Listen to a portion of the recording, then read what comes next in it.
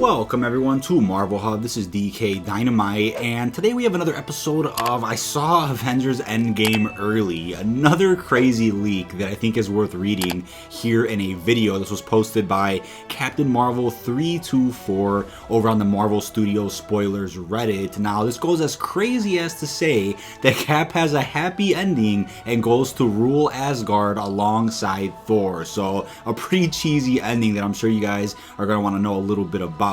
So as Captain Marvel has said over on Reddit, a Redditor by the name of Don't Hate Just Love recently posted this plot breakdown on Pastebin, stating that he was fortunate enough to view a test screening, and this is what he had posted. Felt skeptical, of course, but with the recent TV spot that dropped today, it also provides some basis to what he says. So one point I'm going to make clear before I read the actual plot is that I'm not sure if the fake scenes that were shot for Avengers Endgame were ever shown during these test screenings, during these exclusive events. I'm not sure if any of that test footage or fake footage was edited in any way or used for any crazy purpose to distinguish where spoilers are coming from. I'm not sure if that's the case, so keep that in mind when reading this plot. This could definitely be a legit post. This could definitely be legit footage that was shown, but maybe it is some type of fake footage that the Russo brothers purposely showed during certain events. So as we start off here with the plot, Tony and Nebula come back to Earth. Romanoff tracks down Hawkeye, who they find is in Japan. Romanoff witnesses as he murders a Japanese sex trafficker and then reveals himself as Clint.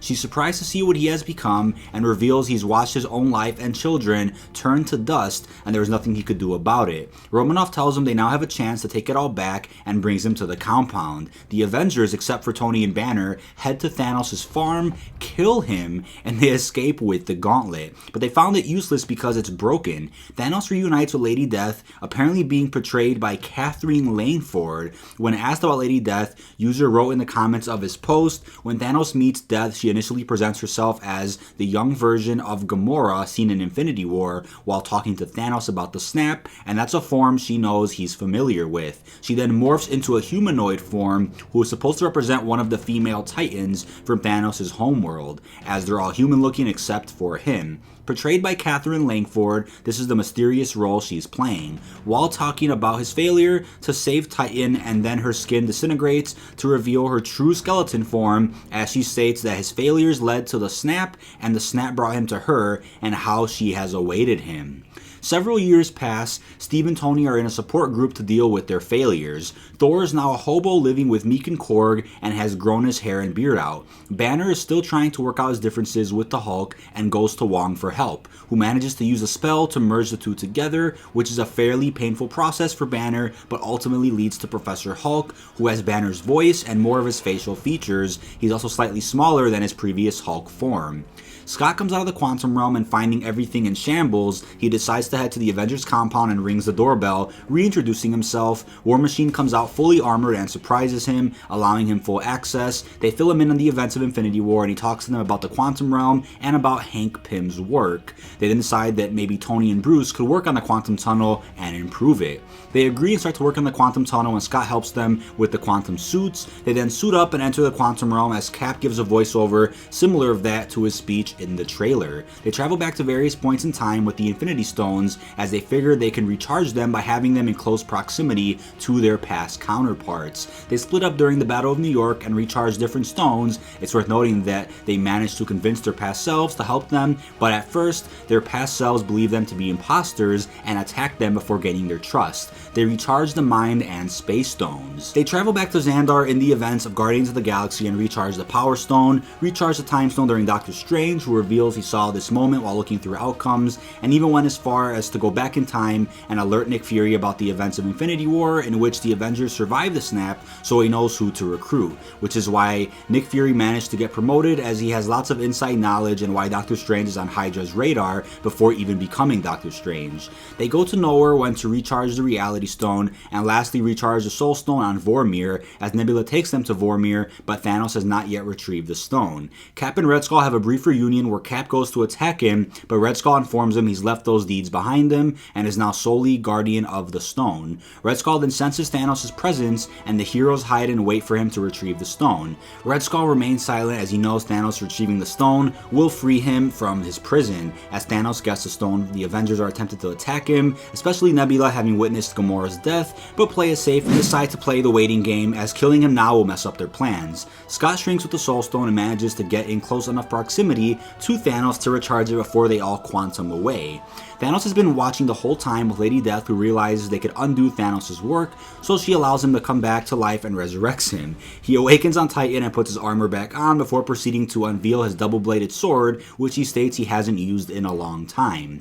Back on Earth, Tony uses his nanotech to build a new Infinity Gauntlet. Professor Hulk, being the only one potentially strong enough to wield the gauntlet, tries it on only to have it greatly damage his arm. Not too long after Thanos arrives on Earth, he and his army of Outriders level the Avengers compound to try and prevent the new gauntlet from being used. They all suit up and prepare to fight Thanos, who is quickly overpowering them and manages to retrieve the original gauntlet from the compound. During the attack, Pepper suits up as Rescue and she ends up being dragged into the fight, while hilarious how she figures out how to use the suit. The Pepper comment, while not in the post itself, he later commented adding this information.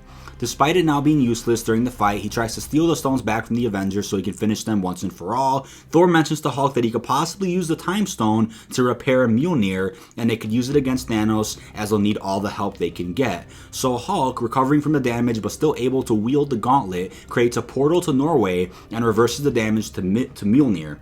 Mid-fight, he portals back and hands the hammer back to Thor, who dual wields it alongside Stormbreaker. At one point, Thanos deflects it and overpowers Thor, causing him to drop Mjolnir. Cap, without thinking of it, reaches for it and manages to pick it up. Everyone looks over in shock as he's able to wield the hammer, then proceeds to dual wield it alongside his shield. Now, before I even continue here, there's one flaw with this actual post, and it's that did the charm that Odin put on Mjolnir to where you have to be worthy to wield it, is that now worn off? If that's the case, that would explain how Hulk's able to repair it, pick it up, and give it to Thor. Now, if that's also the case, then why is everyone shocked to see Cap then picking it up if there's no longer a charm on there, which means you have to be worthy to wield it? So that's an easy flaw right there with this person's post, which obviously throws us right out of the water. So why be surprised if the charm is now worn off of Mjolnir and that means anybody could pick it up? So what's there to be shocked about? So as we go on here, Hulk begins to hear voices and realize they're coming from one of the stones, deducing it's the Soul Stone, and it cuts to Soul World, with the deceased heroes and population there revealed to still be alive. Hulk uses the stone to open a portal in which the deceased heroes all come out. Every single hero is lined up to fight Thanos. This is the big fight scene where every single hero in it. As the classic Avengers theme plays, Cap utters and Avengers assemble, and all the heroes fight Thanos and his Outriders. Hulk gets his rematch with Thanos, and despite being significantly weaker alongside Tony, beats him to within an inch of his life. They manage to defeat Thanos, and Cap, not able to harness the power of Thor due to being worthy, delivers a lightning blast to Thanos, knocking him out, and Thor proceeds to decapitate him with Stormbreaker. Captain Marvel uses her powers to destroy Thanos' ship and eradicate his army. Peter gives her the original gauntlet so she can hide it, almost immediately after Tony gives an emotional hug to Peter, and all the deceased popular are freed from the Soul Stone. Following the events of Endgame, Thor decides to rebuild Asgard in Norway and rule as king. In a surprising plot twist, as Cap has now wielded Mjolnir and is worthy of its power, he's invited to stay with Thor and rule alongside him, which Cap initially refuses so Thor can have his spotlight, but Thor insists as anyone with that kind of power is at least to be considered Asgardian. For this reason, he steps down as Captain America and goes to live in New Asgard, as well as Loki, who is an advisor to Thor and high up in the NA Council. Bucky takes over as Captain America, and Bucky and Tony reconcile. The new Avengers are formed from the Earth-based heroes, the Guardians reform, and Gamora and Quill share a passionate kiss, which makes the other Guardians uncomfortable. Tony joins S.H.I.E.L.D. and becomes a part of the board of directors. Hawkeye goes off to be with his family again and begins training his daughter to one day take up the mantle. Hulk and Romanoff decide to become romantically involved for real. Captain Marvel becomes the leader of the new Avengers. Spider-Man decides to take a short break as he essentially gained PTSD from the whole experience, though we all know how that turned out. Various characters give a narration as it shows a happy ending ending what the heroes have earned. Scarlet Witch and Vision, whose death was reversed earlier, are a part of the new Avengers. The Wakandans head back to Wakanda, and T'Challa reclaims the Black Panther mantle, assuring them that if they ever need help, they'll gladly be there. The film ends with Tony and Pepper's wedding. So, as many people are saying right now, this is honestly the most fan fiction based plot I've ever read, and in all honesty, to have not even a single person die, to have not even a single repercussion from Infinity War is very unlikely at this point. So as much as we want to see this massive reunion where nobody gets hurt and nobody dies, I highly doubt that's going to happen, on top of the inclusion of Lady Death, who in my opinion is supposed to be Hela within the MCU, but it seems like they've scrapped that idea a long time ago, as in Infinity War, Thanos' motives are clearly described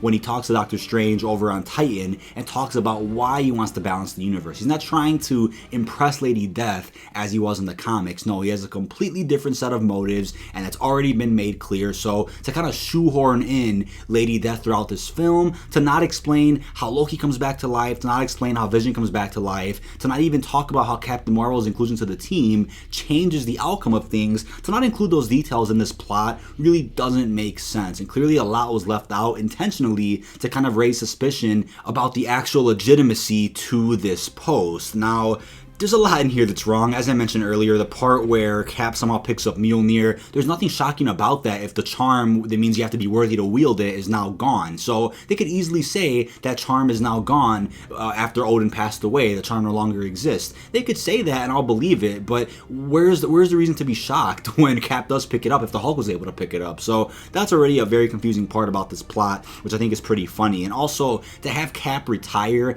just for the sake of ruling Asgard next to Thor, that doesn't make sense at all to me. That is not a fitting end to his character, and that is the last thing anybody would think of when they think of what a fitting end is to a crazy iconic character like Steve. So that's about it for I saw Avengers Endgame early, a pretty funny plot leak that I'm sure none of you guys even believe. But this is mediocre Dynamite. Be sure to like, comment, and subscribe, and turn notifications on to stay up to date with the latest and greatest Marvel news and information. The red carpet event is tonight at the time you guys are watching this video, so plenty of spoilers and leaks will be live all over the internet starting late tonight. So be expecting some major updates here on the channel over the next couple of days as we await the worldwide release of Avengers Endgame on Thursday the 26th. But that's about it, and peace out, everyone.